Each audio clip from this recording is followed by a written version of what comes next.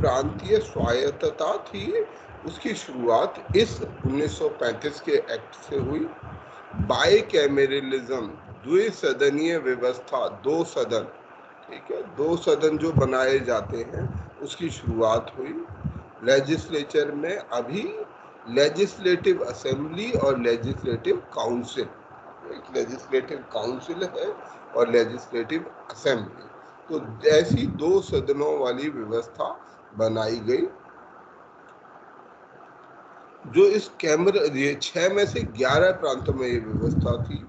जो federal legislature था, जो बाइकैमरल फेडरल लेजिस्लेचर, या जैसी ये दो सदनों की व्यवस्था थी, इसमें अनड्यू प्रोपोर्शन दिया जाता था प्रिंसली स्टेट्स को। जो हमारी रियासत है उनको आवश्यकता से अधिक यहाँ पर रिप्रेजेंटेशन दिया जाता था। जो रिप्रेजेंटेटिव ऑफ स्टेट्स हैं वो लोगों द्वारा चुने नहीं जाते थे, बल्कि उनके जो राजा हैं उनके द्वारा उनको अपॉइंट किया जाता था। तो एक ये शॉर्टकमिंग है कि इस समय रियासतों में, ब्रिटिश इंडिया में इलेक्शन का सिस्टम था, परंतु रियासतों में अभी इलेक्शन का कोई सिस्टम मौजूद नहीं था। बर्मा को भारत से अलग कर दिया गया। डायरकी जो द्वैध शासन या शक्तियों का बंटवारा रिजर्व्ड एंड ट्रांसफर्ड सब्जेक्ट में हुआ था। किस तरह से डिवीजन हुआ? Reserved subject, transferred subject. ये जो बंटवारा था, ये बंटवारा पहले प्रांतों के स्तर पर हुआ करता था, परंतु अब ये बंटवारा कहाँ पहुंच गया है? ये बंटवारा अब केंद्रीय स्तर पर या यूनियन के लेवल पर, गवर्नर जनरल के लेवल पर पहुंच गया है। अब गवर्नर के पास ऐसी कुछ शक्तियां थी जो उसके अधीन थी, रिजर्व थी उसके लिए, और कुछ शक्तियों को जो चुने गए मंत्री हैं उनके पास उनको दे दिया गया था। इसके साथ ही इमरजेंसी पावर्स का प्रावधान रखा गया था। गवर्नर जनरल और गवर्नर को ही, इन दोनों को, गवर्नर जनरल को और गवर्नर, दोनों को बहुत सी इमरजेंसी पावर दी गई थी।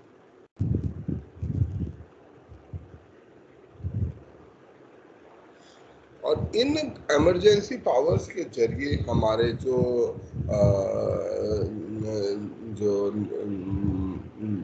गवर्नर थे या गवर्नर जनरल थे, अभी भी डायरेक्टली या इनडायरेक्टली स्वायत्तता देने के बावजूद भी वो अभी भी शासक बने हुए थे। सेपरेट इलेक्टोरेट, जो हिंदू मुस्लिम को दिया गया था उसे एज इट बढ़ाया गया। लिमिटेड फ्रेंचाइजी, जो लिमिटेड फ्रेंचाइजी थी, जो सीमित मताधिकार था, वो कंटिन्यू किया, परंतु उसे थोड़ा सा विस्तृत कर दिया गया। जहां पहले एक्ट में कितने लोग थे? 1909 के मॉडल रिफॉर्म में कितने लोगों के पास वोट देने का अधिकार था? 6।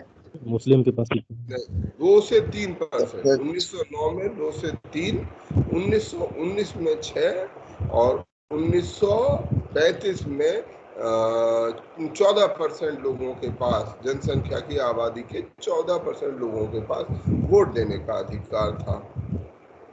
जो कोर की पोर्टफोलियो थे, जो मुख्य विभाग थे जिनसे चीजें नियमित होती थी, उन्हें अभी भी गवर्नर जनरल ने अपने ही पास रखा और इनके ऊपर स्पेशल कंट्रोल चला के चालू रखा। लोअर हाउस जो लेजिस्लेटिव असेंबली है और upper house as council of state थी। लोअर हाउस को बोला गया लेजिस्लेटिव असेंबली और अपर हाउस को बोला गया council of state. Vote on budget, ठीक है, बजट पर वोट देने का अधिकार दिया गया, वोट देने का अधिकार शुरू किया गया। vote of no confidence and idea of collective representation was introduced. ठीक है, जो हमने पिछली बार भी बात की थी कि नो कॉन्फिडेंस वोट क्या होता है, आइडिया ऑफ कलेक्टिव रिप्रेजेंटेशन क्या होता है। इसके अलावा हमारे देश में सुप्रीम कोर्ट, जो फेडरल कोर्ट जो सभी प्रांतों के हाई कोर्ट के केसेस को सुनता था, उसकी स्थापना हुई। फेडरल कोर्ट, फेडरल बैंक की स्थापना हुई और फेडरल सुप्रीम सर्विस कमीशन की। पहले बनाया गया था सुप्रीम कोर्ट, अब बनाया गया है फेडरल कोर्ट, अंतर याद रखेंगे। ठीक है, सुप्रीम कोर्ट की स्थापना कब हुई थी? 1770। हाँ जी, कब? ठीक बता। 1773 रेगुलेटिंग एक्ट। ठीक है, इसके अलावा 73 तो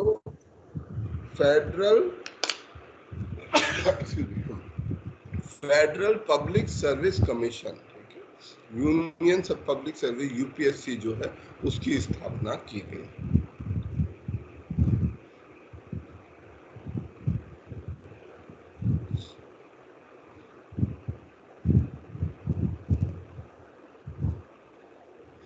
अब जो 1935 के एक्ट होने के बाद, आने के बाद क्या क्या अंतर आ गए, तो जो बुनियादी अंतर आ गया कि कुछ इलेक्टेड मिनिस्टर्स को, जो चुने गए मंत्री हैं, उनको निश्चित रूप से स्ट्रक्चर में जोड़ा गया, परंतु इसके अलावा इसका कोई विशेष प्रभाव नहीं रहा। तो कांग्रेस ने इसी तरीके से बोला कि देश के अंदर में जो विदेशी शासन है, जो फॉरेन रूल है, वो तो एज इज इट काम कर रहा है, परंतु बस कुछ पॉपुलरली इलेक्टेड मिनिस्टर्स को जोड़ दिया गया है स्ट्रक्चर में, और ये पूरी तरीके से डिसअपॉइंटिंग है।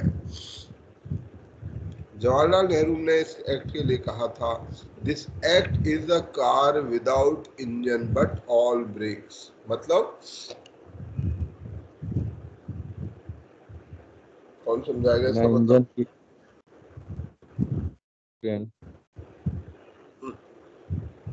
शाबाश, बोलो। Hello, good morning sir. हाँ बोलो। सर, इन्होंने बोला था कि एक ये ऐसी कार है जो बिना इंजन के चल सकती है, बिना जिसमें से चल नहीं सकती। वो ये बोल रहे हैं कि ये जो 1935 में आपने जो भारत को दिया है, हमें जो दिया है, वो एक तरह से ऐसा है जैसे कोई कार हो जिसमें इंजन हो ही ना। तो कोई भी कार चलाने के लिए सबसे मौलिक शक्ति क्या होती है? Fundamental force, engine. ठीक है, तो वो जो बेसिक फोर्स है वही नहीं है। बिना कार इंजन के कार कोई चल ही नहीं सकती। तो नेहरू ने बोला था कि it is a car without engine but all brakes. मतलब इसमें इंजन तो है ही नहीं, पर केवल और केवल सारे ब्रेक लगे हुए हैं। कि रोकना कैसे है ये तो इसके अंदर है, पर कैसे चलेगी ऐसी कोई व्यवस्था इसमें है ही नहीं। तो ये बिल्कुल बेकार है एक तरीके से। पता इस बात को ये कहा कि एक ऐसा साधन है जो कभी चल ही नहीं सकता। और इन्होंने ये कहा कि जैसा साइमन कमीशन में कहा गया था, इसमें किसी भी प्रकार के डोमिनियन स्टेटस का कोई जिक्र नहीं किया गया। जो सेपरेट इलेक्टोरेट था उसको और बढ़ाया गया। सेपरेट इलेक्टोरेट की कांग्रेस अब उसका कड़ा विरोध, सेपरेट इलेक्टोरेट, पृथक निर्वाचन का कड़ा विरोध कांग्रेस कर रही थी। इसी एक्ट के आधार पर पहले इलेक्शन हुए, प्रोविंशियल इलेक्शन, प्रांतीय इलेक्शन, फरवरी 1937 में। 1937 की फरवरी महीने में इसके इलेक्शन हुए, और इनमें से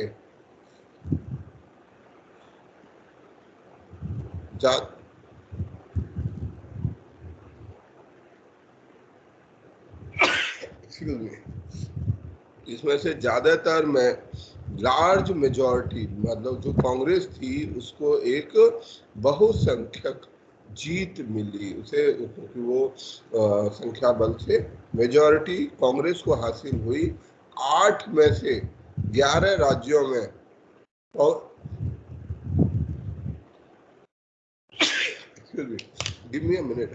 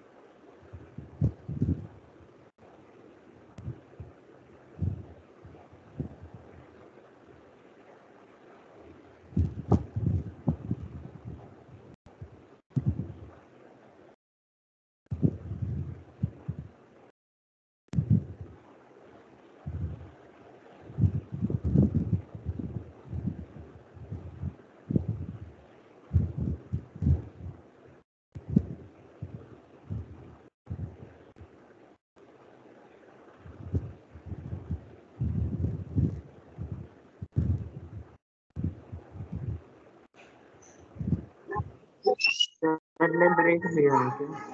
आवाज नहीं आ रही।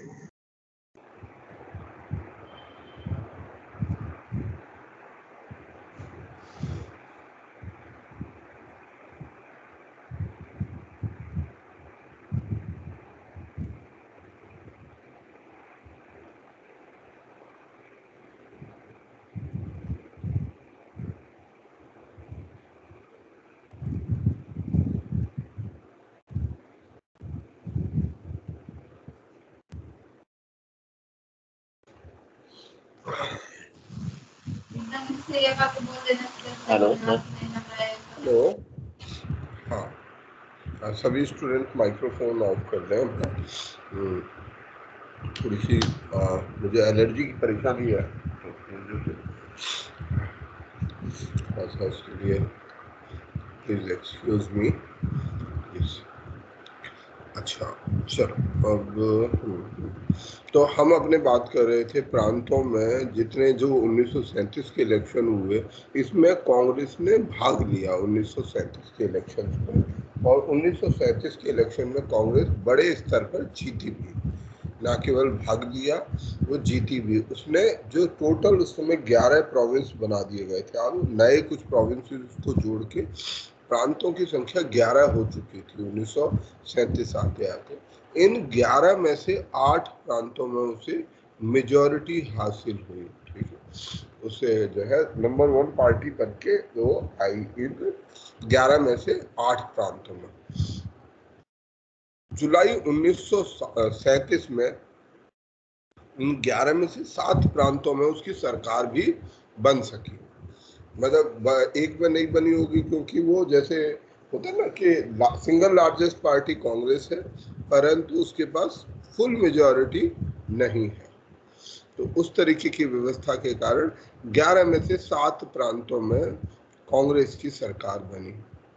अभी उन्हें गवर्नर के अधीनता में ही काम करना था, उनके पास पूरी स्वायत्तता नहीं थी। अभी भी जो अधिकार थे वो गवर्नर के पास थे। बेशक कांग्रेस ने इसका क्रिटिसिज्म किया था, परंतु इसको अडॉप्ट भी किया, और इनमें से बहुत सारे एक्ट, बहुत सारे प्रावधान जो है बाद में जब भारत आजाद हो गया, 1900 हमारा जो संविधान है उसमें 1935 के बहुत से प्रावधान ऐसे हैं जिनको ज्यों का त्यों अडॉप्ट कर लिया गया है। और इस 1935 के एक्ट को ये भी कहा गया point of no return to freedom, ठीक है। पॉइंट ऑफ नो रिटर्न इसका मतलब होता है कि एक ऐसी जगह जहां से वापस लौटने की संभावना खत्म हो जाए, जहां से अब आप वापस नहीं लौट सकते। तो अंग्रेजी सत्ता उस जगह पहुंच चुकी थी जहां पर, जिसे हम बोल सकते हैं पॉइंट ऑफ नो रिटर्न। तो 1937 आते आते लगभग ये क्लियर हो गया कि अब जो है भारत के अंदर में अंग्रेजी शासन बहुत लंबे समय तक चलेगा तो सही, परंतु अब बहुत लंबे समय तक नहीं चलेगा। आजादी मिलना अंतोगत्वा निश्चित सा ही हो गया था। यही 1935 का सेशन था जिसमें कांग्रेस ने पहली बार संविधान सभा बनाने की, जो बाद में कॉन्स्टिट्यूशन असेंबली बनी, कॉन्स्टिट्यूंट असेंबली बनी, और अडल्ट फ्रेंचाइज, सार्वभौमिक वयस्क मताधिकार को देने के बाद इसी जो है 1935 के सेशन में कांग्रेस के द्वारा की गई थी।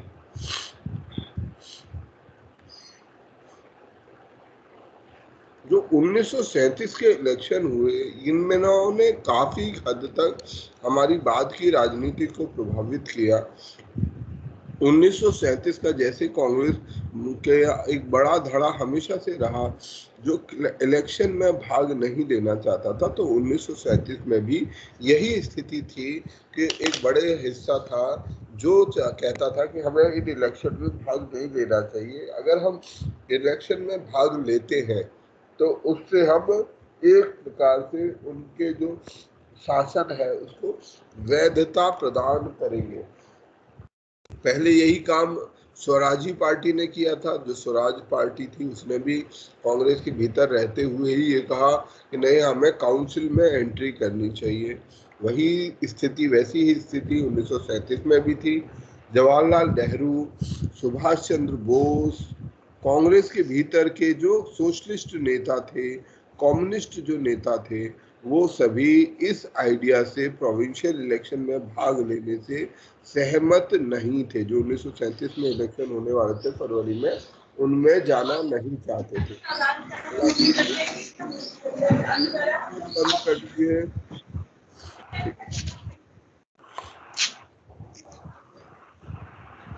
उनका तर्क था कि यदि हम इसमें भाग लेते हैं तो जो हमारा जो स्टैंड है, जिस पर हम खड़े हुए हैं, जो हमने वो लिया है, स्टैंड लिया है कि ये जो ब्रिटिश सरकार है ये निर्दयी सरकार है, क्रूअल गवर्नमेंट है, जो इंसानों, जो हमारे मौलिक अधिकार, डेमोक्रेटिक अधिकार हैं, उनको भी छीन रही है। तो ये जो हमारा कहना है, जब हम खुद ही सरकार का हिस्सा बन जाएंगे तो हम ये बात कैसे कह पाएंगे रिप्रेशन की।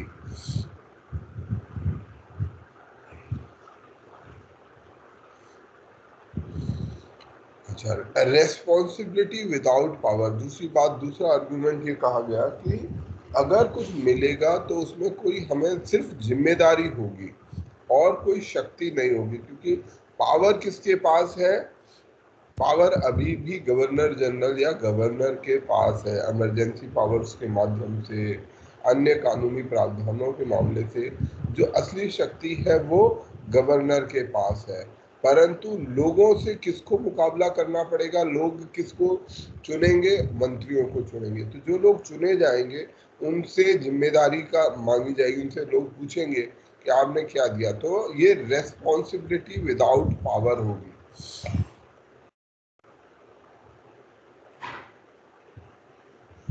और जो क्रांतिकारी बदलाव हम चाहते हैं वो नहीं हो पाएगा। ये आर्ग्यूमेंट इस समय पर 1937 के इलेक्शन में भाग लेने के प्रश्न पर खड़े हुए।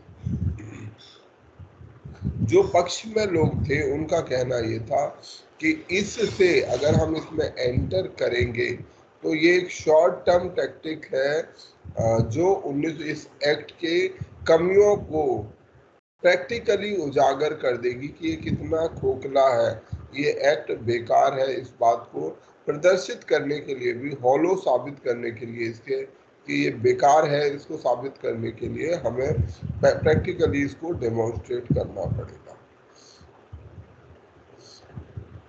और ये हमारे जो आज़ादी की ऑलराउंड स्ट्रेटेजी है, हमारी जो मुख्य स्ट्रेटेजी है जिसमें हमें आज़ादी चाहिए, तो उसका केंद्र बिंदु, उसके लिए हम इसे एक स्ट्रेटेजी, एक टैक्टिक्स के तौर पर इस्तेमाल कर सकते हैं। इन बातों के साथ जो है जवाहरलाल नेहरू ने इसका प्रचार करना शुरू किया और सहमति दिखाई। इलेक्शन का प्रचार करना शुरू किया 1936 में। मैनिफेस्टो में 3 चीजें बनाई गई, 3 बातें विशेष रूप से स्पष्ट की गई कि जो हमारा कांग्रेस है बेशक 1937 के इलेक्शन में भाग ले रही है, हमारा अंतिम उद्देश्य इंडिपेंडेंस, आज़ादी हासिल करना है। कांग्रेस जो है 1935 के एक्ट का अभी भी रिजेक्ट करती है, हम इससे सहमत नहीं है। ऐसा नहीं कि हम उस इलेक्शन में भाग ले रहे हैं तो इससे कोई ये कंक्लूड करे कि हम इससे सहमत हैं। हम अगर इलेक्शन में भाग ले रहे हैं तो इसका ये मतलब नहीं कि हम ब्रिटिश शासन के साथ हैं। बेसिकली यहाँ पर वो डिफ्रेंशिएट करना चाहते थे। और संविधान सभा बनाना कांग्रेस की सबसे बड़ी प्रायोरिटी रहेगी। तो 1936 से ये जो संविधान सभा बनाने की मांग है ये जोर शोर से की जाने लगी।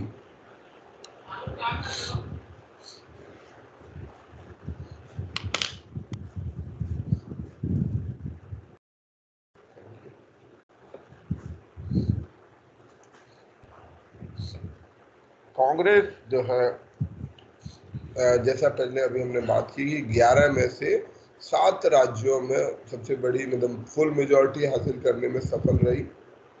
केवल बंगाल, सिंध, पंजाब और असम और नॉर्थ वेस्ट फ्रंटियर प्रोविंस को छोड़कर बाकी सभी प्रोविंसेस में उसे जो मेजॉरिटी है वो हासिल हुई और उसके मंत्री बनाए गए। जब मंत्री बनाए गए तो मंत्रियों ने कुछ कदम उठाए। नंबर 1, अपने वेतन को कम किया। आज के समय में जैसे हमारे नेता हैं, जब वो पहुंचते हैं लेजिस्लेचर में, हर बार जब कोई लेजिस्लेटिव असेंबली बनती है नई या संसद बनती है तो क्या होता है, हमारे जो राजनेता हैं वो क्या करते हैं, सबसे पहले अपनी सैलरी सर मांग करते सैलरी बढ़ाने की। हाँ, इन्होंने सबसे पहले जब पहुंचे, मांग नहीं करते, एक्चुअली इनको खुद ही तो पास करनी है, ये अपना वेतन खुद ही पास करना होता है। लेजिस्लेचर को अपना वेतन खुद पास करना होता है, तो वो अपना वेतन हर बार इसलिए बढ़ा लेते हैं। परंतु जो ये नेता थे, इन लोगों ने अपने वेतन को घटाया, जो पहले से वेतन चला आ रहा था उसको और घटाया।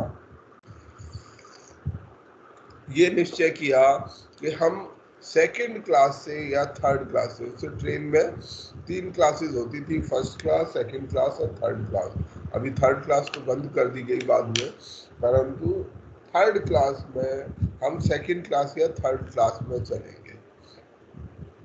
इसके अलावा कई सारे सुधार प्रस्तावित किए कि भाई कई सुधार होने चाहिए। कई महत्वपूर्ण कानून पास किए गए, जो लोगों के पक्ष वाले कानून थे वो पास किए गए। जो राजनीतिक कैदी थे उनको छोड़ा गया। तो ये कुल मिलाकर कई अच्छे बड़े कदम उठाए गए। परंतु इस इलेक्शन का, है ना, राजनीति का एक नकारात्मक प्रभाव भी पड़ा हमारे देश और हमारे देश की व्यवस्था पर। वो नकारात्मक प्रभाव क्या था? मैं थोड़ा सा राजनीति, मतलब खासतौर में चुनावी राजनीति से का पक्षधर नहीं हूँ। मैं ऐसा समझता हूँ कि लोकतंत्र को कमजोर करने में, खासतौर में हमारा जो FPTP सिस्टम है, जो चुनावी राजनीति में का काम करता है, वो एक खतरनाक सिस्टम है। खतरनाक इसलिए है क्योंकि वो किसी एक व्यक्ति को आगे करता है, किसी एक व्यक्ति को जिताता है, किसी को हराता है। तो इस हार जीत के झगड़े में लोग सही गलत को भूल जाते हैं। जो भी वो संकल्प लेते हैं, जो भी मोरल्स होते हैं, जो आइडियल्स होते हैं, वो सब राजनीतिक उसमें जाकर सब ध्वस्त हो जाते हैं। लोग चाहे कितनी भी अच्छी बातें करें, पर राजनीति का दलदलिया, चुनावी राजनीति का खान कोयले की खान है, इसमें हर कोई जाकर काला पड़ता है।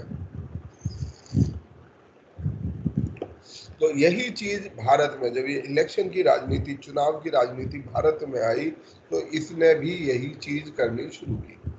जब भारत में चुनावी राजनीति आई तो कांग्रेस और लीग के बीच में एक प्रतिस्पर्धा शुरू हो गई, होड़ मच गई, हमें आगे निकलना है, हमें जीतना है।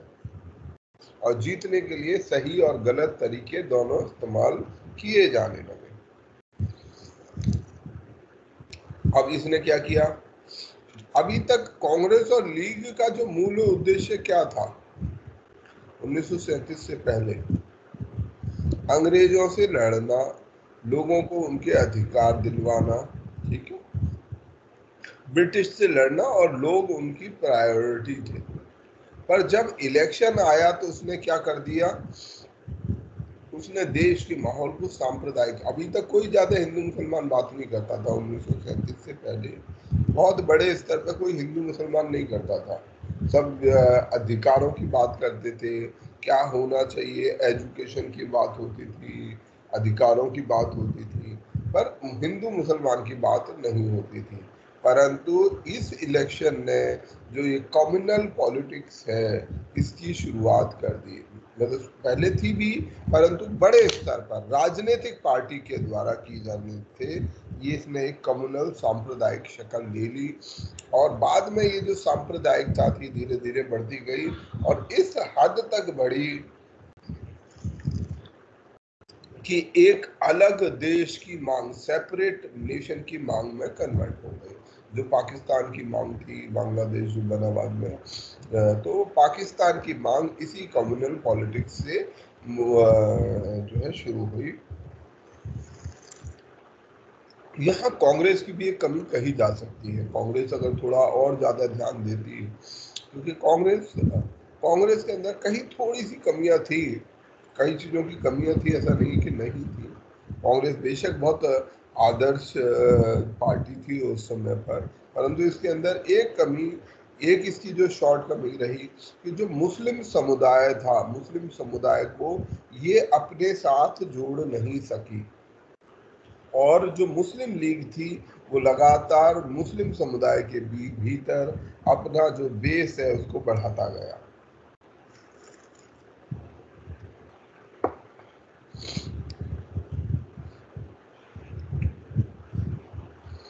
एक जॉइंट लीग गवर्नमेंट का भी प्रस्ताव रखा गया था मुस्लिम लीग की तरफ से यूनाइटेड प्रोविंस में। जो यूनाइटेड प्रोविंस था 1937 में, उसमें मुस्लिम लीग ने ऐसा कोशिश की कि हम कांग्रेस और मुस्लिम लीग की जॉइंट सरकार बनाते हैं, परंतु इस कोशिश को भी ये सरकार का प्रस्ताव कांग्रेस ने नहीं माना, और ये बात भी मुस्लिम लीग को अच्छी नहीं लगी।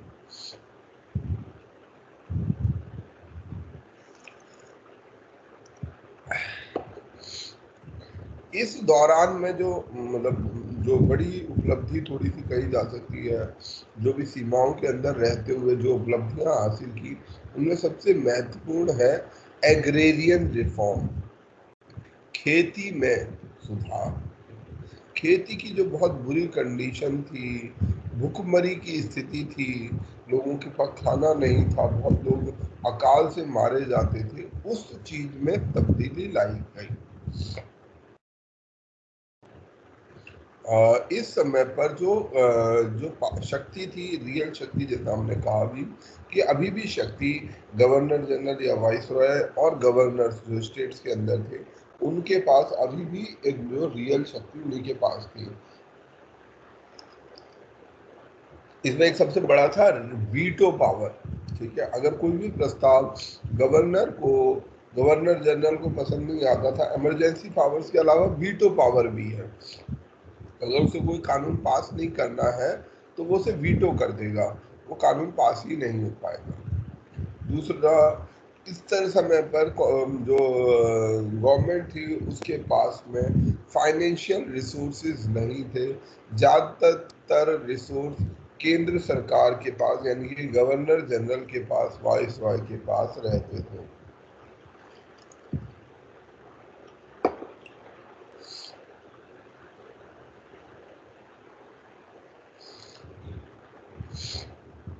और जो चुनी हुई सरकार भी बनी थी, वो चुनी हुई सरकार का जो फ्रेंचाइज, जो मताधिकार था, जिन लोगों ने उसको वोट दिया था, वो बहुत सीमित था। लिमिटेड लोगों ने ही उसको मताधिकार दिया, वोट दिया, और जिसमें ज़्यादातर बहुसंख्यक लैंडलॉर्ड हुआ करते थे, जमींदार हुआ करते थे, या जो बहु एलीट तबका, ठीक है, अभिजात्य वर्ग,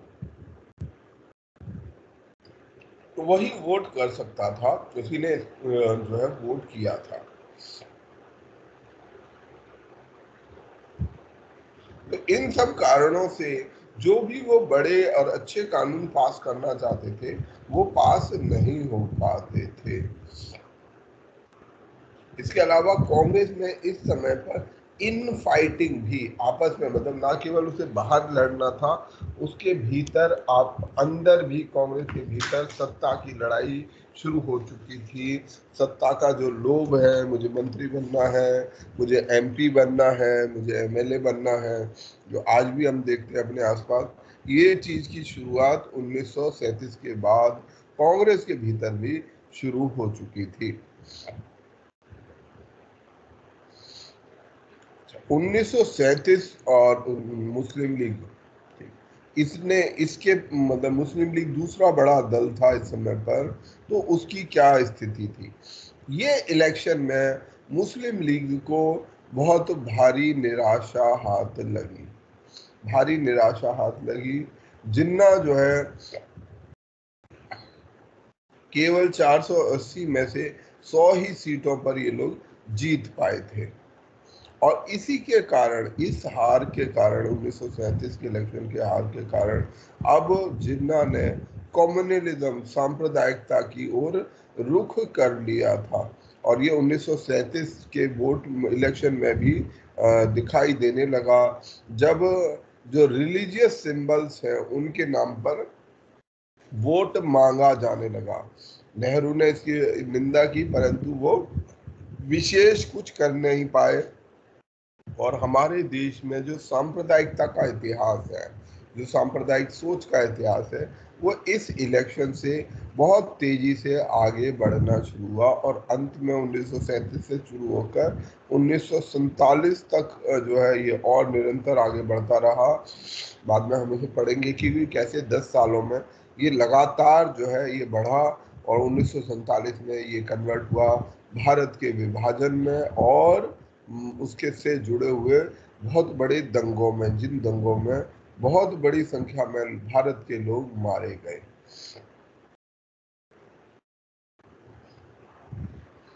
दूसरा जो कांग्रेस इस समय पे इशू फेस किया वो था तिरुपति सेशन में। ठीक है, तिरुपति सेशन में जो इस समय तक आते आते जो हमारे सुभाष चंद्र बोस थे और गांधी जी थे, उनके बीच में मतभेद गहरा होता हो गया था। और गांधी जी ने एक तरीके से जवाहरलाल नेहरू को अपना जो है उत्तराधिकारी टाइप या सक्सेसर इस तरह से चुना था। तो जवाहरलाल नेहरू को लीडरशिप हासिल हुई थी।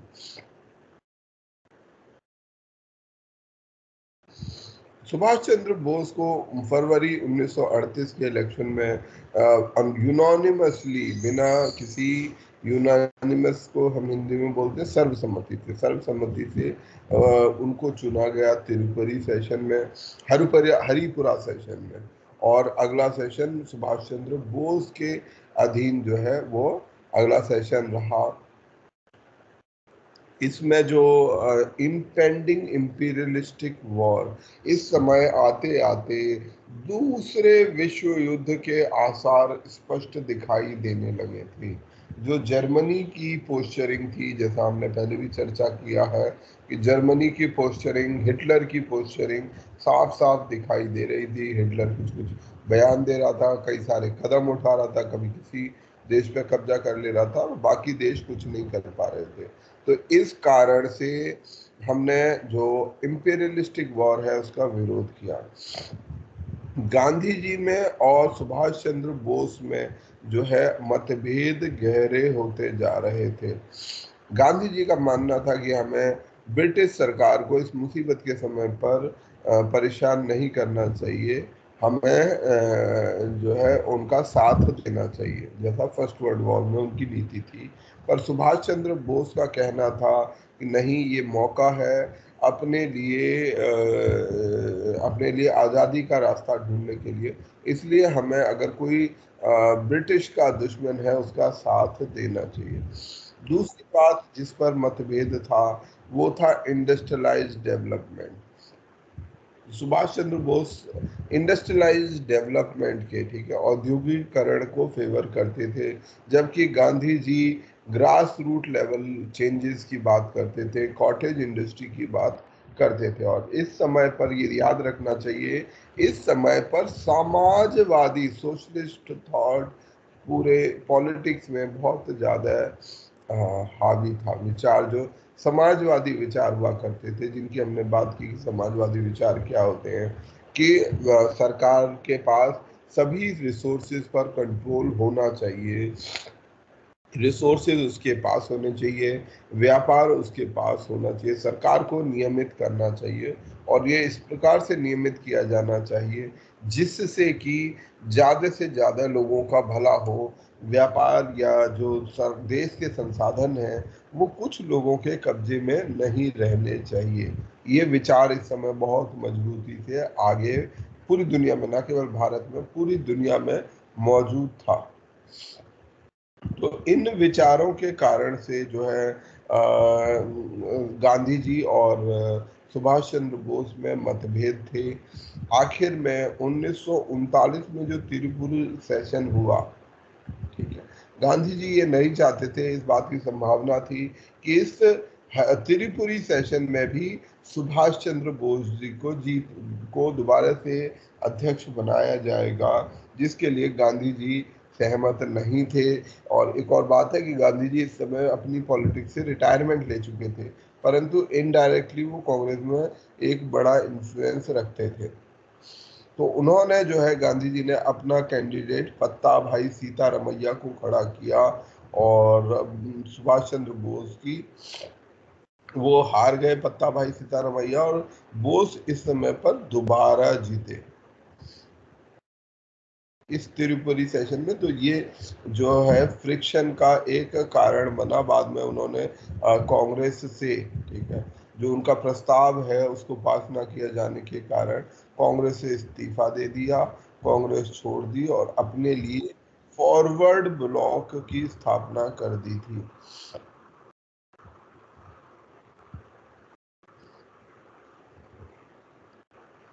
फॉरवर्ड ब्लॉक की 1939 में घोषणा कर दी थी।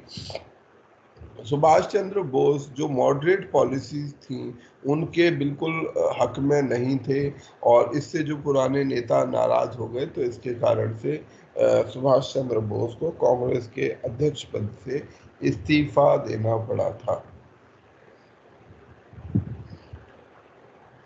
अब इसके बाद जो महत्वपूर्ण घटनाक्रम है वो जुड़ा हुआ है हमारा द्वितीय विश्व युद्ध से, जो 1939 में शुरू हुआ, सितंबर 1939 में, और 1945 मई तक चालू रहा।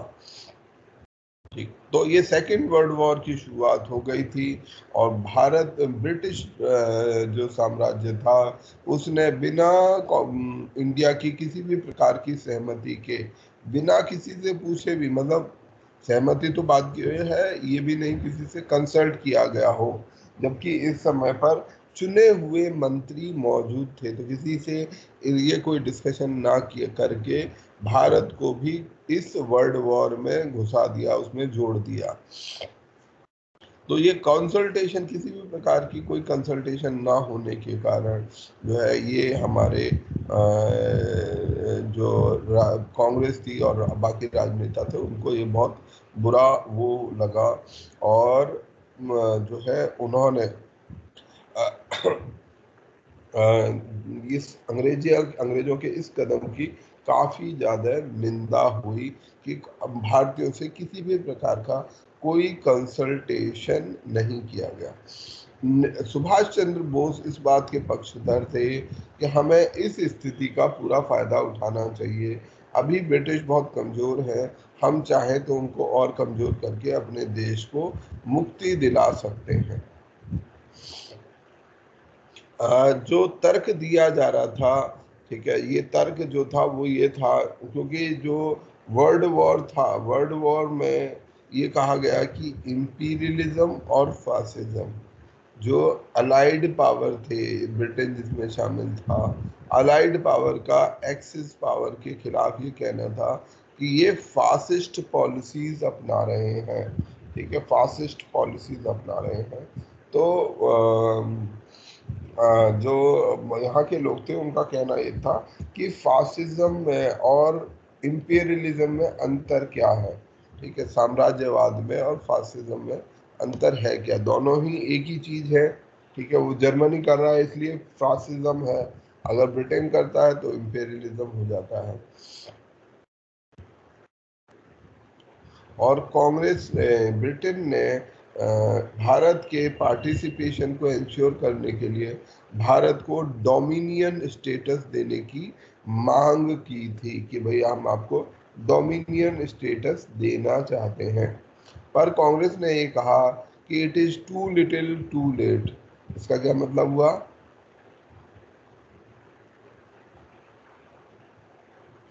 टू लिटिल टू ये लेट, बहुत देर हो गया सर, इसलिए।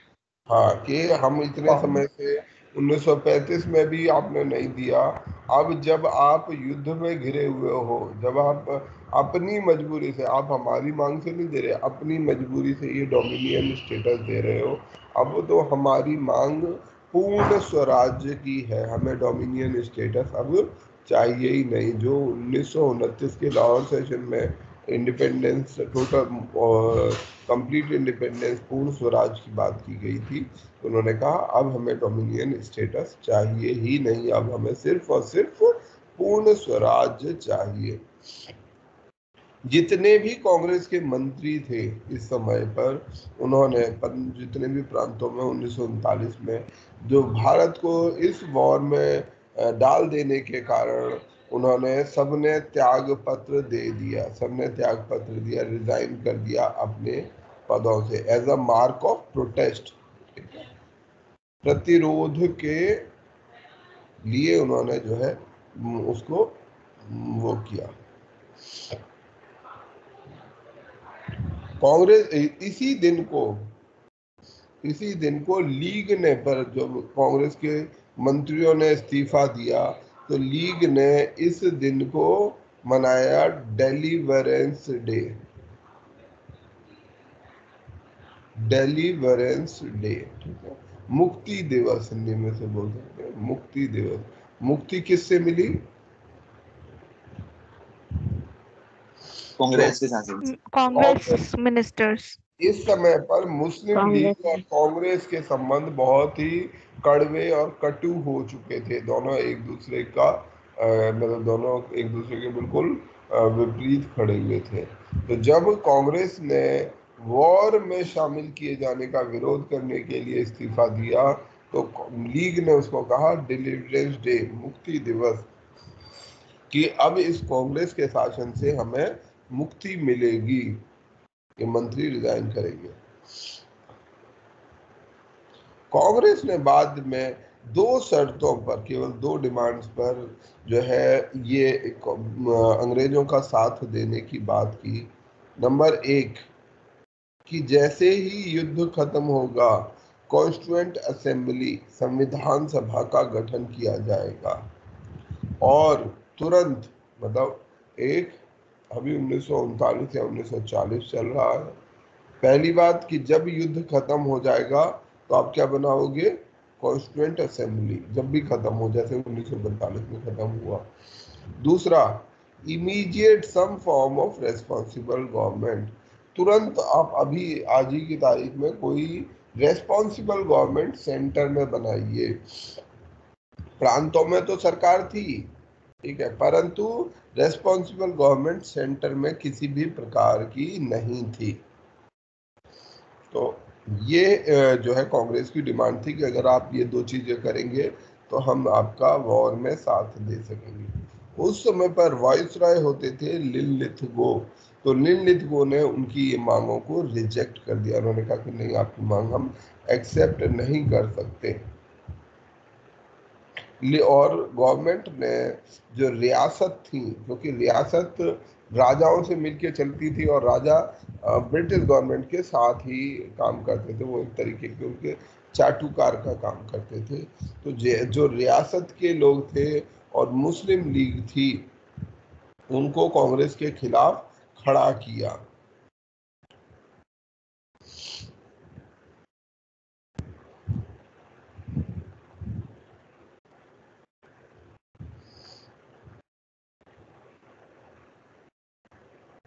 अच्छा, अब बात ये हुई कि क्या ये कांग्रेस के अंदर ये मांग होने लगी कि हमें इस समय पर जो एक अंग्रेजी नीतियां हैं इनके खिलाफ आंदोलन करना चाहिए।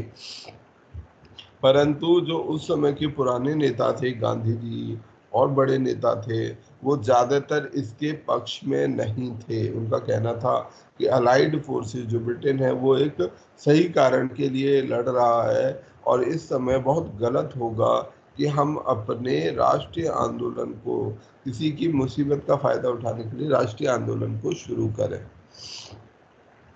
दूसरी बात, इस समय पर आते आते जो सांप्रदायिकता थी वो अपने उच्च स्तर पर थी और किसी भी तरीके का आंदोलन कम्युनल राइट्स में तब्दील हो सकता था, आपसी झगड़े में बदलाव ला सकता था। और तीसरा था कि लोग, उनको ये लगता था कि अभी लोग तैयार नहीं हैं एक जन आंदोलन के लिए, एक बड़े जन आंदोलन के लिए लोग अभी तैयार नहीं है। गांधी जी के कथन को अगर कहा जाए तो गांधी जी ने इस समय कहा था, we don't seek our independence out of British ruin. हम ब्रिटिश बर्बादी में अपनी आज़ादी नहीं खोज सकते, हमें वहाँ नहीं खोजनी चाहिए।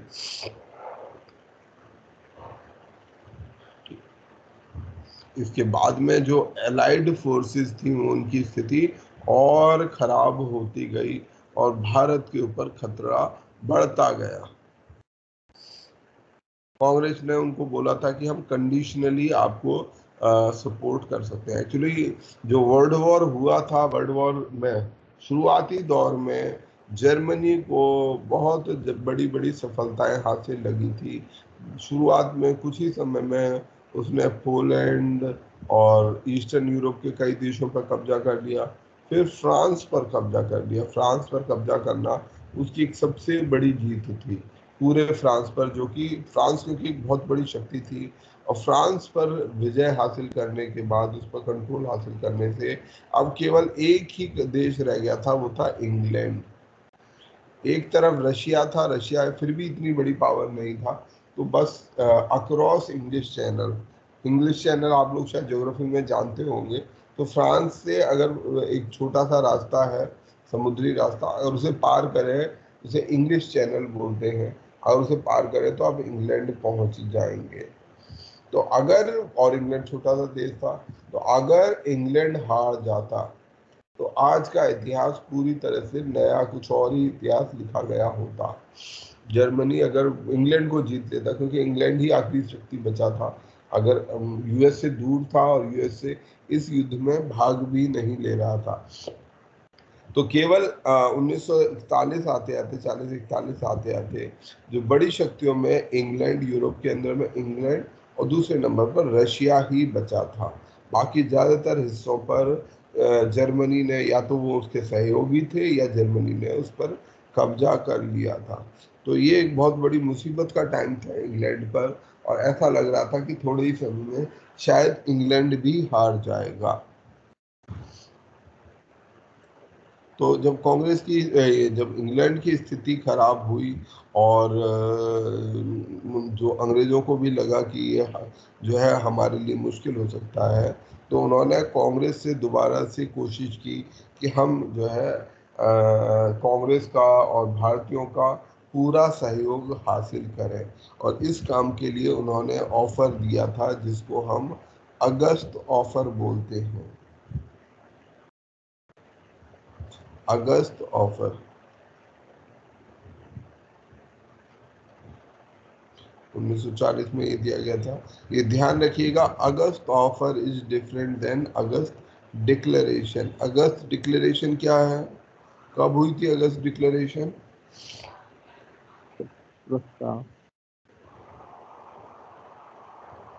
हाँ, बता सकता है? किसी को नहीं याद? रिवाइज करो भैया ऐसे। 1929 1929 में नहीं, 1970 1970। क्या किया गया था अगस्त डिक्लेरेशन में? लखनऊ पैक्ट। नहीं, लखनऊ पैक्ट का उससे कोई लेना देना नहीं। लखनऊ पैक्ट भारत की इंटरनल राजनीति का हिस्सा है। अगस्त डिक्लेरेशन में जो गवर्नमेंट आई थी, उसने सुधार की घोषणा की थी कि सर हम, उसको मॉन्टैग डिक्लेरेशन भी बोलते हैं। हाँ, उस समय पर मॉन्टेग्यू, और जो मॉन्टेग्यू नए सेक्रेटरी ऑफ स्टेट बनकर आए थे, नए सेक्रेटरी ऑफ स्टेट बने थे, तो मॉन्टेग्यू ने ये घोषणा की थी, मॉन्टेग या मॉन्टेग्यू, उनको जो भी प्रोनाउंस करते हैं, तो जो मॉन्टेग थे उन्होंने ये घोषणा की कि हम आपको और सुधार देंगे। ये 1917 की घोषणा है, तो इसे अगस्त डिक्लेरेशन बोलते हैं। और इसमें सवाल आया हुआ है, और इसी जैसा एकदम नाम लगता है, वो है 1940 का अगस्त ऑफर। अगस्त में ये ऑफर दिया गया था, ठीक है। तो ये अगस्त ऑफर पर, इस अगस्त ऑफर को भी हमने रिजेक्ट कर दिया था कि इसमें भी वो डोमिनियन स्टेटस और ये सब मांग की गई थी। तो इसको लीग, मुस्लिम लीग और कांग्रेस दोनों के द्वारा रिजेक्ट कर दिया गया था। 1940 में आते आते मुस्लिम लीग ने अपनी जो मांग थी, अपनी मांग जो थी, जो उन्होंने एक मांग रखी सेपरेट कॉन्स्टिट्यूएंसी की, एक अलग देश की मांग अब उन्होंने रखनी शुरू कर दी थी। 1940 में पहली बार मुस्लिम लीग ने, अभी तक पाकिस्तान की कोई बात नहीं होती थी, पहली बार पाकिस्तान का विचार कि एक अलग विचार, अलग देश दिया जाना चाहिए, ये लाहौर रेजोल्यूशन में, जो मुस्लिम लीग का लाहौर रेजोल्यूशन था, उस लाहौर रेजोल्यूशन में ये बात पहली बार मुस्लिम लीग के पटल पर की गई। इससे पहले ये मांग 1900 एक रिसर्चर हैं उनके द्वारा की गई थी। तो उन रिसर्चर ने ये सबसे पहली बार, कैम्ब्रिज रिसर्चर स्कॉलर थे, उन्होंने ये मांग की, ये विचार रखा था कि एक अलग देश होना चाहिए। पर अभी तक 1940 तक ये बात कोई सोचता भी नहीं था कि हाँ, भारत जो है दो देशों में बंट सकता है। ठीक है, पहली बार ये चीज सोची गई 1940 में बड़े स्तर पर। अभी तक मुस्लिम हिंदू एक साथ मिलकर अंग्रेजों से लड़ाई लड़ रहे थे। 1940 में इसी समय पर गांधी जी ने अपना इंडिविजुअल सत्याग्रह, ये नोट कर लीजिएगा, इंडिविजुअल सत्याग्रह की शुरुआत की। सत्याग्रह 1940 में इंडिविजुअल सत्याग्रह शुरू किया। सत्याग्रह बड़े लेवल पर, गांधी जी इसके फेवर में नहीं थे कि कोई बड़ा आंदोलन किया जाए, बड़ा सत्याग्रह किया जाए, परंतु उन्होंने कहा कि हाँ, हमें विरोध दर्ज करने के लिए व्यक्तिगत सत्याग्रह, इंडिविजुअल सत्याग्रह करना चाहिए। इसी समय के बाद ब्रिटिश प्राइम मिनिस्टर ने स्टैफोर्ड क्रिप्स को, क्रिप्स मिशन इसको बोलते, बाद में बोलते हैं, स्टैफोर्ड क्रिप्स को भेजा कि गांधी और कांग्रेस के साथ एक समझौता करके वॉर में, युद्ध में जो भागीदारी है उसको सुनिश्चित की जाए।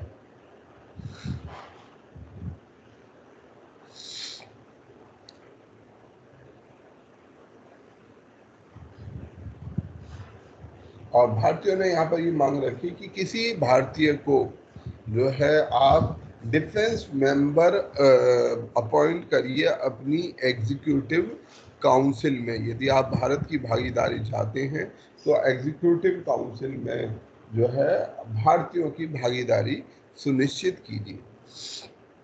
इस समय पर ये टू नेशन थ्योरी, जो अभी हम बात कर रहे थे, ये टू नेशन थ्योरी 1940 में भारतीयों के बीच में रखी गई। 1933 में ये पहली बार रहमत अली, जो एक कैम्ब्रिज में स्कॉलर थे, उन्होंने ये पहली बार इस शब्द का इस्तेमाल पाकिस्तान और सेपरेट नेशन की बात की थी।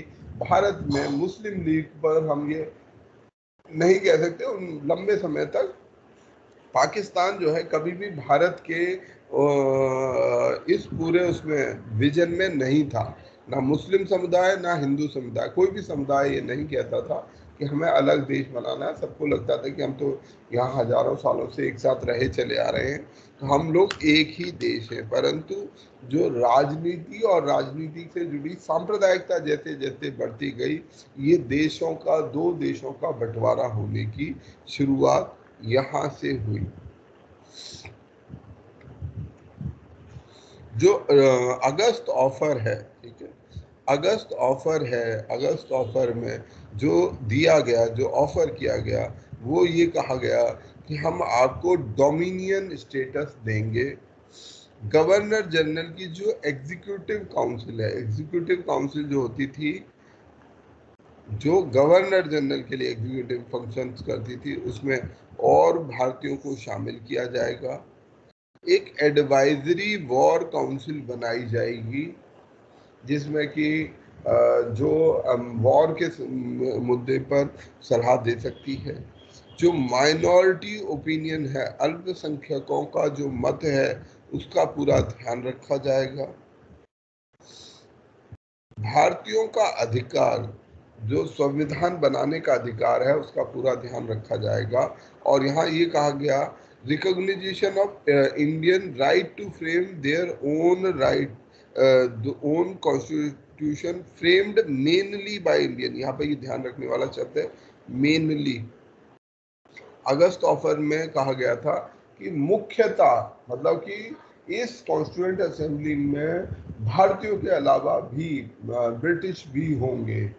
ठीक है, यहाँ पर मेनली का मतलब ये इंटरप्रेट किया गया कि मेजॉरिटी जो होगी, जो कॉन्स्टिट्यूएंट असेंबली में, वो भारतीयों की होगी, परंतु उसमें और वर्ग के लोग भी होंगे। बाद में ये मेनली शब्द हटा दिया गया था। रिकॉग्निशन ऑफ इंडियंस राइट, मतलब हमें संविधान सभा बनाने का अधिकार है जिसमें मुख्यतः भारतीय होंगे। तो ये अगस्त ऑफर के कुछ ब्रॉड कंडीशन थे, इसको भी भारतीय कांग्रेस के द्वारा रिजेक्ट कर दिया गया। और इस रिजेक्शन के बाद, अगस्त ऑफर के रिजेक्शन के बाद, जो अंग्रेजों के बीच में और भारतीयों के बीच में जो खाई है वो और गहरी हो गई।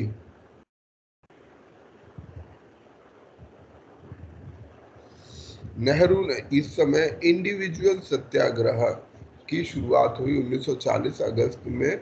1940 में जो है इंडिविजुअल सत्याग्रह की शुरुआत हुई। नेहरू ने इसके लिए बोला that dominion status is dead as door nail. जैसे एक कील होता है, वो किसी काम की नहीं होती, बेकार हो जाती है, तो वैसे ही ये जो है अब डोमिनियन स्टेटस किसी काम का नहीं है। इसकी जो एक अच्छी बात, उपलब्धि, ये कहे मानते हैं इतिहासकार कि ये पहली बार था जब भारतीयों के द्वारा संविधान बनाने के अधिकार को रिकॉग्निशन मिली। अंग्रेजों ने पहली बार ये मान लिया था कि हाँ, भारत में संविधान बनना चाहिए, उसे बनाने का अधिकार है और ये संविधान भारतीय द्वारा बनाया जाना चाहिए।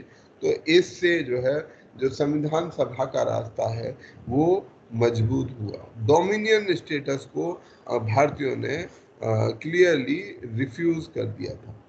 अगला बड़ा कदम जो इंडिविजुअल सत्याग्रह की बात हुई थी, जब अगस्त ऑफर को रिजेक्ट कर दिया गया और गांधी जी कोई बड़ा आंदोलन या भारतीय लोग कोई बड़ा आंदोलन नहीं चलाना चाह रहे थे, तो ऐसे में विरोध को जारी कर दिखाने के लिए, विरोध को प्रदर्शित करने के लिए, तो यहाँ पर ये कहा भी गया कि nationalism, nationalist patience was not symbol of weakness and people made no difference between colonialism and Nazism।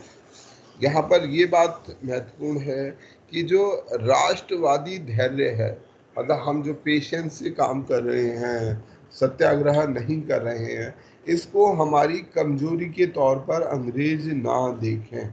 ऐसा ना सोचें कि हम सत्याग्रह नहीं कर सकते, परंतु हम पेशेंटली, जो हमारा धैर्य है, उसको हमारी कमजोरी ना माना जाए।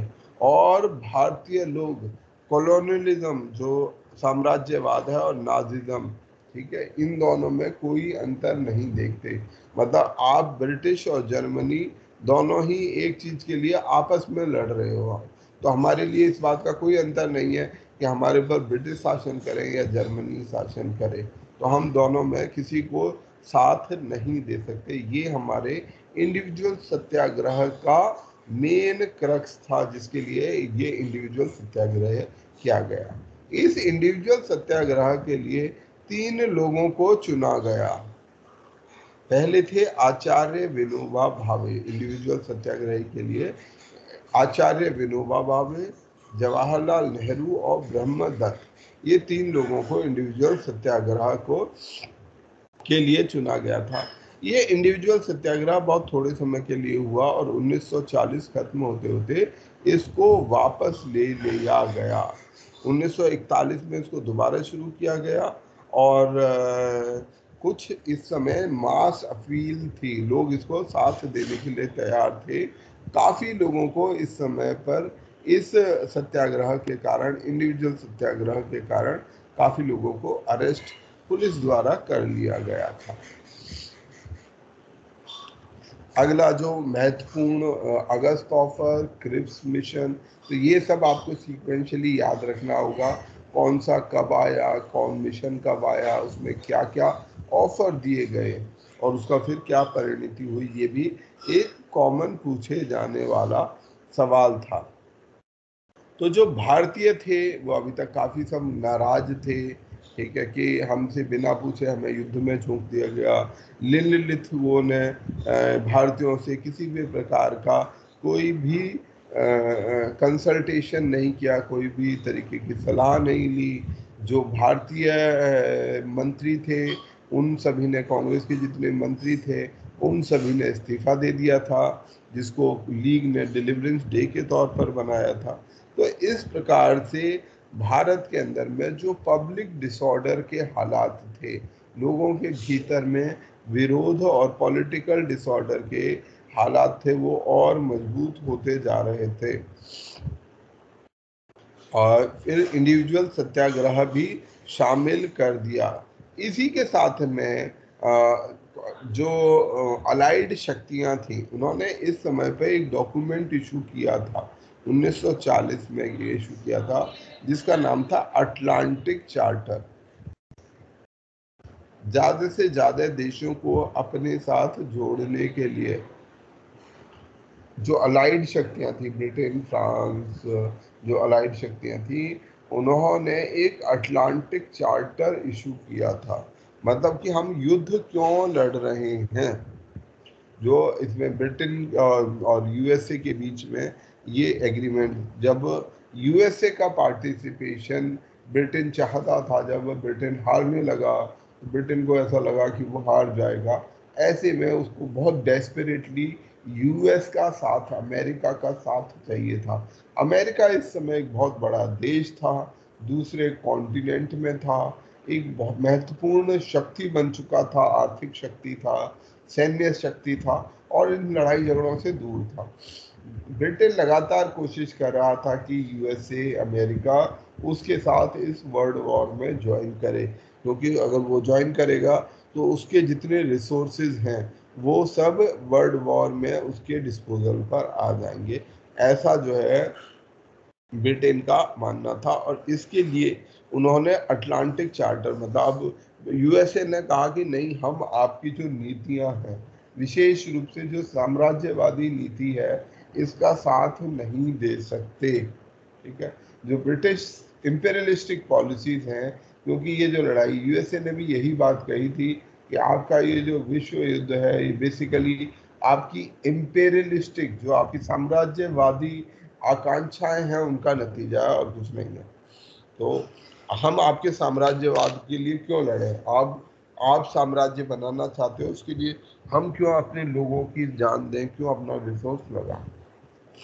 तो उन्होंने ये कहा, ब्रिटेन ने ये कहा कि नहीं, हम ये चाहते हैं कि इस समय जर्मनी की जो फांसीवादी ताकतें हैं उनको रोकें, और हम जब युद्ध खत्म हो जाएगा तो लोगों को आज़ादी का, फ्रीडम का अधिकार देंगे, स्वतंत्र होने का अधिकार देंगे। भारतीयों के लिए खबर ये महत्वपूर्ण थी कि भारत में के लिए कॉन्टेक्स्ट में ये कहा गया कि ये जो अटलांटिक चार्टर है, जिसमें ये बात कही गई है, आज़ादी की बात कही जा रही है, ये आज़ादी की बात भारतीयों पर लागू नहीं होगी। अटलांटिक चार्टर भारतीयों पर लागू नहीं होगा। अब ये भारतीयों को बहुत ही ज़्यादा बुरा लगा कि भाई, एक तरफ आप हमारा साथ भी चाहते हो, हमारे सिपाही आपके लिए लड़ भी रहे हैं, आप हमारे देश के पैसे ही से ही लड़ रहे हो, उसके बावजूद भी ये हम पर ही लागू नहीं होगा। तो इससे भारत के भीतर में अटलांटिक चार्टर लागू ना होने की खबर ने यहाँ पर लोगों के बीच में गुस्सा बनाया। तो इसलिए अब ब्रिटिश गवर्नमेंट की धीरे धीरे 1942 आते आते हालत बहुत पतली हो चुकी थी। बहुत जगह पर ब्रिटिश हार रहे थे, मतलब ब्रिटिश ही अकेली फोर्स बचे थे। इधर साउथ ईस्ट एशिया में जापान और उधर जर्मनी, दोनों जो है ब्रिटेन को लगातार हराए जा रहे थे। तो ब्रिटेन की हालत बहुत खराब हो चुकी थी। तो ब्रिटेन को, ब्रिटिश गवर्नमेंट को भारतीयों का सपोर्ट डेस्परेटली चाहिए था कि भारतीय जो है उसका सपोर्ट करें। तो इस बात के लिए भारत में ब्रिटिश सरकार ने एक मिशन भेजा जिससे भारतीय लोग पूरी तरह से विश्व युद्ध में भारत का साथ दे सकें। इसका कारण था कि जापान जो है एशिया में चाइना पर उसने कब्जा कर लिया था, साउथ ईस्ट एशिया के कई देशों पर कब्जा कर लिया था, भारत में भी वो नॉर्थ ईस्ट इंडिया तक पहुंचने वाला था, बर्मा पर कब्जा कर लिया गया था। तो ये सब जो ब्रिटेन की पुरानी टेरिटरीज थी वो हार रहे थे। तो ऐसे में उनको एक साथ की जरूरत थी कि ये इंडिया भी अगर आ गए तो क्या होगा। और साथ साथ जो अन्य अलाइड फोर्सेस थे, एक तो यही कारण था, जापान एक कारण था, दूसरा था कि बाकी देश जो अलाइड ताकतें थी, यूएसए, रशिया, ये दोनों प्रेस कर रहे थे ब्रिटेन पर कि आप अपना ये जो रास्ता है इम्पेरियलिज्म का रास्ता अगर अपनाओगे तब हम आपका साथ नहीं देंगे, विश्व युद्ध में साथ नहीं देंगे। तो इसलिए ये हमारे उसकी मजबूरी भी थी ब्रिटेन की कि वो भारतीयों को जो है कुछ नया ऑफर करे। वो प्रेस कर रहे थे कि आप भारत का समर्थन हासिल करो। तो इस दौरान में इसीलिए भारत में क्रिप्स मिशन, स्टैफोर्ड क्रिप्स की लीडरशिप में क्रिप्स मिशन भेजा गया, जिसमें शर्तें काफी हद तक एक वैसी ही थी जैसी पहले थी, जिसमें कहा गया कि डोमिनियन स्टेटस, ठीक है, दिया जाएगा और आपको कॉमनवेल्थ से, जो ब्रिटिश कॉमनवेल्थ है उससे भी अलग होने का अधिकार होगा। जो वाइसरॉय की एग्जीक्यूटिव काउंसिल है, जिसमें वाइसरॉय के मुख्य जो उसकी कार्यपालिका है, उस समय जो कार्यपालिका थी नेशनल लेवल पे, सेंट्रल लेवल पे, उसमें उसका रिकॉन्स्टिट्यूशन किया जाएगा, उसमें भारतीयों को शामिल किया जाएगा। भारत में constitution making body for India बनाई जाएगी, जिसमें कि चुने हुए लोगों को रखा जाएगा, जो चुने हुए प्रांतों के चुने हुए रिप्रेजेंटेटिव्स होंगे उनको, और प्रिंसली स्टेट के चुने हुए लोगों को इसमें रखा जाएगा। वॉर एग्जीक्यूटिव काउंसिल बनाई जाएगी।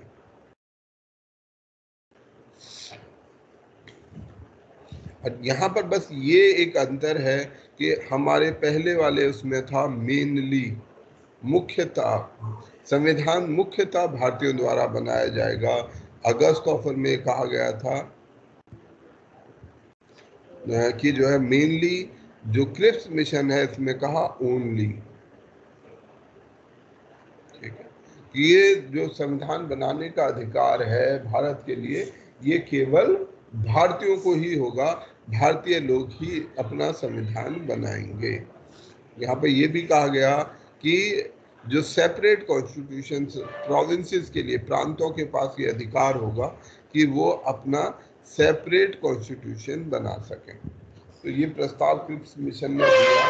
क्रिप्स मिशन और अगस्त ऑफर में जो बहुत फंडामेंटल डिफरेंस वो इसी चीज को लेकर है कि जो संविधान सभा में, अगस्त ऑफर में संविधान बनाने का अधिकार तो मान लिया गया था, परंतु ये कहा गया कि कॉन्स्टिट्यूशन मेनली बाय इंडियंस, ठीक है। अब कहा गया कॉन्स्टिट्यूशन ओनली बाय इंडियंस, कि आप ही लोग अपना जो है वो बनाओ, संविधान बनाओ। अब जो क्रिप्स मिशन है, परंतु इसे भी रिजेक्ट कर दिया गया। इसका एक कारण था कि अभी जो कांग्रेस और लीग, मुस्लिम लीग, ये दोनों भी पावर पॉलिटिक्स का हिस्सा बन चुके थे। दोनों आपस में भी एक दूसरे के साथ नेगोशिएट नहीं कर पा रहे थे। मुस्लिम लीग और कांग्रेस किसी सहमति पर नहीं पहुंच पा रहे थे। दूसरी तरफ जो वॉइसरॉय थे भारत के अंदर में और सेक्रेटरी ऑफ स्टेट, वो भी बेशक ऊपरी तौर पर ये कह रहे थे कि हाँ हम समझौता करना चाहते हैं, पर अंदर से वो इसे सबोटाज कर रहे थे, इन एफर्ट्स को नुकसान पहुंचा रहे थे, जिससे कि भारतीयों के साथ कोई सहमति बन सके। गांधी जी ने इसका विरोध किया, तो ये एक और कारण बना गांधी जी का विरोध, कि क्रिप्स मिशन को उन्होंने एक्सेप्ट नहीं किया। ये कहा गया कि जो क्रिप्स मिशन है इसमें कोई बदलाव नहीं है, बल्कि कोई रियल ट्रांसफर ऑफ पावर नहीं है, बल्कि केवल डोमिनियन स्टेटस है जो दिया जा रहा है, जिसको भारतीय पहले ही रिजेक्ट कर चुके हैं। और एक और कारण रहा कि लोगों ने कहा कि क्रिप्स मिशन के पास कैपेसिटी ही नहीं है, योग्यता ही नहीं है कि वो कोई फैसला कर सके। फैसला करने के लिए भी आपके पास एक अधिकार होना चाहिए ना, तो आपके पास वो अधिकार ही नहीं है। आप केवल बातें करने के लिए यहाँ आए हो। आप अगर मान लेते हैं हम आपसे सहमत हो भी गए, समझौता कर लिया, तो क्या आप हमें लिख कर दोगे? तो ऐसे में उनका कहना ये था कि क्रिप्स मिशन के पास अपनी कोई शक्ति है ही नहीं। तो इस प्रकार से जो क्रिप्स मिशन है वो भी फेल हो गया। जब आज़ादी के लिए ये अधिकार दिए जाने के लिए क्रिप्स मिशन आया, जो डोमिनियन स्टेटस की बात करता था, वो भी फेल हो गया। गांधी जी ने इसके बारे में कहा था कि it is a post dated cheque drawn on crashing bank. इसका क्या मतलब हुआ?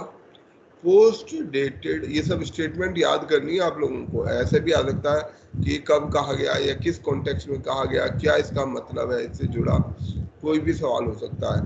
तो क्रिप्स मिशन के बाद उन्होंने बोला post dated cheque drawn on crashing bank. इसका क्या मतलब होता है? एक बैंक जो कि क्रैश हो गया है उसमें से पुराना चेक वो डाल रहा है। नहीं, पोस्ट डेटेड चेक का मतलब होता है आने वाली डेट का चेक, कि ठीक है मैं एक साल बाद का चेक दे रहा हूँ, ठीक है, मैं आपको एक साल बाद पैसे देने का एक वादा कर रहा हूँ। बेसिकली मैं चेक दे रहा हूँ आपको साल भर बाद का, तो इसका क्या मतलब हुआ? मैं ये कह रहा हूँ आपको ये चीज एक साल बाद मिलेगी। तो एक तो ये वैसे ही पोस्ट डेटेड है, ठीक है, आज आप अभी तो कुछ दे नहीं रहे हैं, आप देंगे बाद में। दूसरा, वो भी कौन दे रहा है? एक क्रैशिंग बैंक, एक डूबता हुआ बैंक, एक ऐसा बैंक जो डूब रहा है। तो क्या हम किसी डूबते हुए बैंक का, मतलब अगर ले भी चेक, तो कम से कम डूबते हुए बैंक का एक आदमी बर्बाद हो रहा है और वो कहेगा आपसे कि ठीक है तुम मुझे ये अभी दे दो, मैं साल भर बाद आपको ये चीज दे दूंगा, तो आप उससे लोगे वो चीज या दोगे उसको बदले में? No sir. No sir. क्योंकि आपको ये पता है कि तो तुम तो खुद ही बर्बाद होने वाले हो, साल भर बाद तो तुम यहाँ होगे ही नहीं। जब तुम होगे ही नहीं, तुम्हारी बैंक ही नहीं होगी, तो मैं चेक कैश कहाँ कराऊंगा?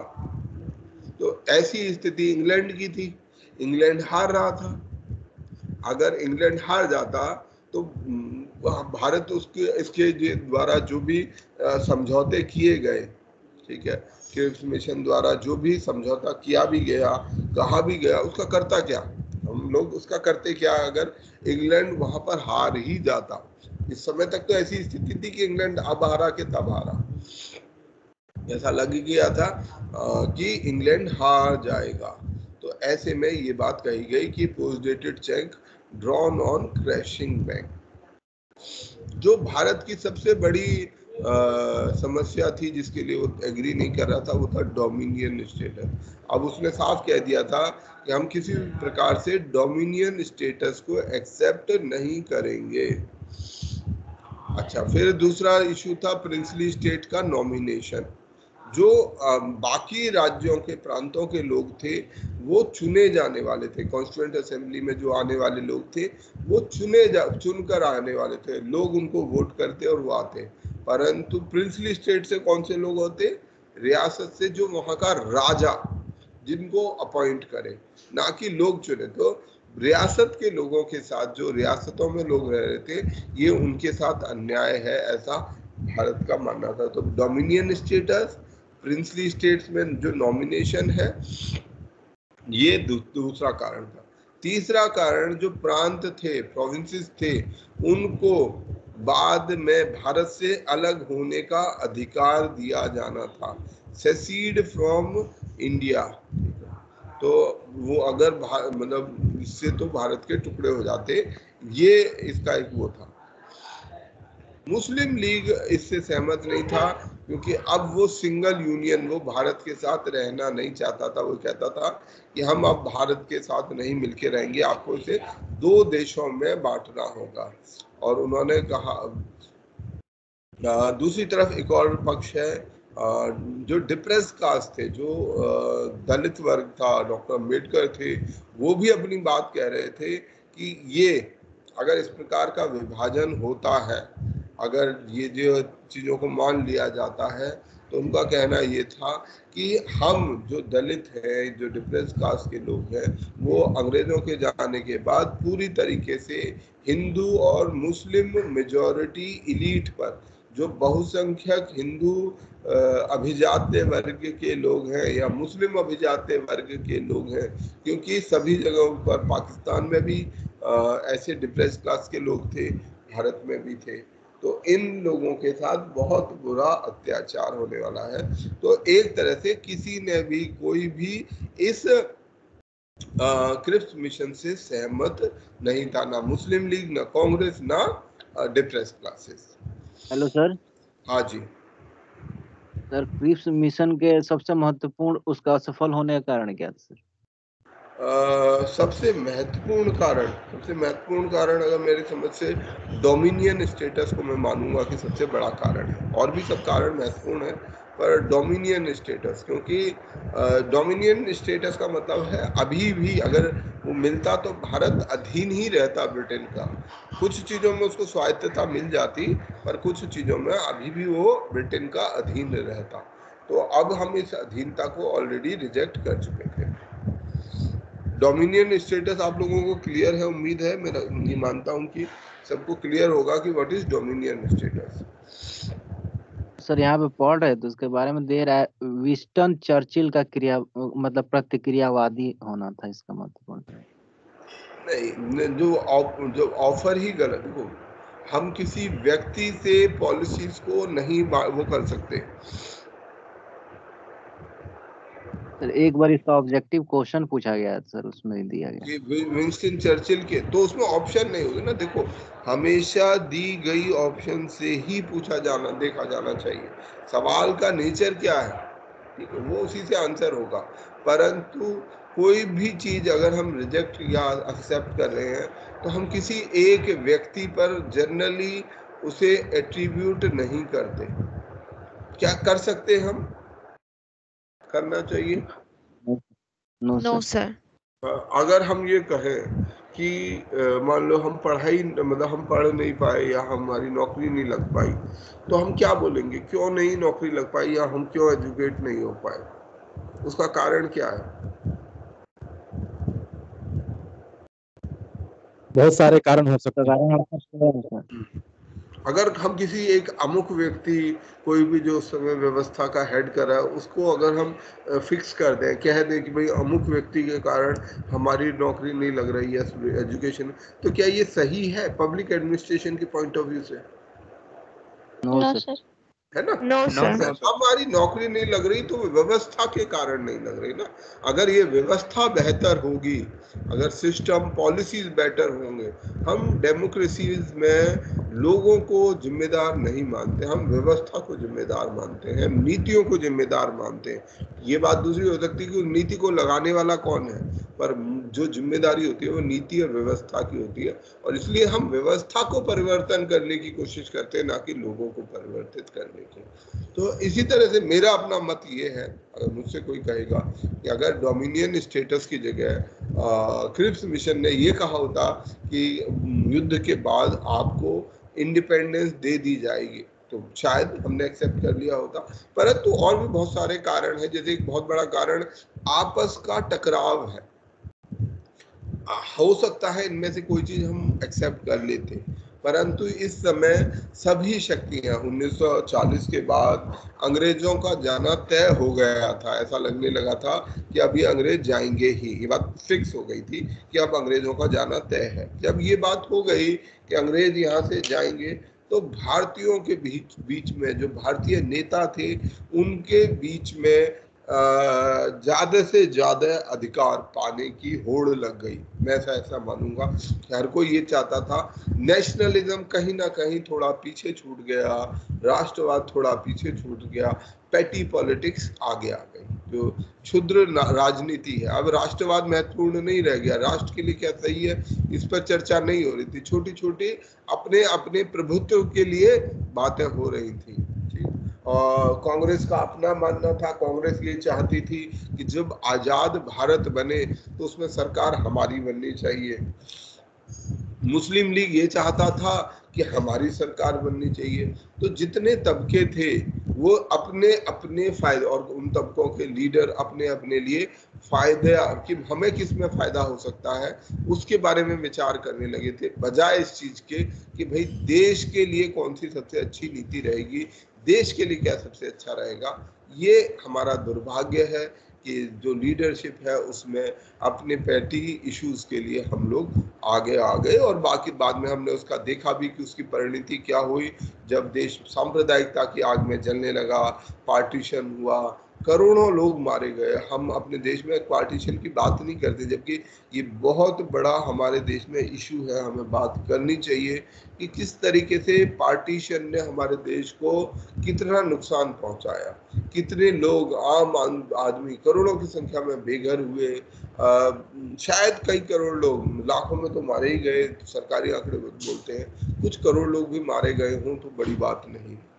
मिलियंस ऑफ पीपल मारे गए, उनको वो जान से उनको हाथ धोना पड़ा। कई करोड़, उस समय 30 करोड़ तो टोटल भारत में लोग थे, उनमें 3, 4, 5 करोड़ लोगों को विस्थापित होना पड़ा। तो कितनी बड़ी बात है, कितनी बड़ी उनके लिए विडंबना रही होगी कि उन्हें आज अपना घर छोड़ने के लिए बोल दिया, जैसा भी घर है कल अपना बोरी बिस्तरा बांधो और किसी दूसरे अननोन जगह पर चले जाओ। सोचो कैसे, अपने लिए भी सोच के देखो कैसा होगा वो।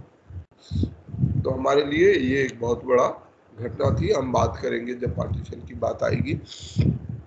आज की क्लास को हम यहीं करते हैं, और मैं कुछ 2-1 मिनट आप लोगों को और देना चाहूंगा। हाँ बोलो भाई। हाँ बोलो।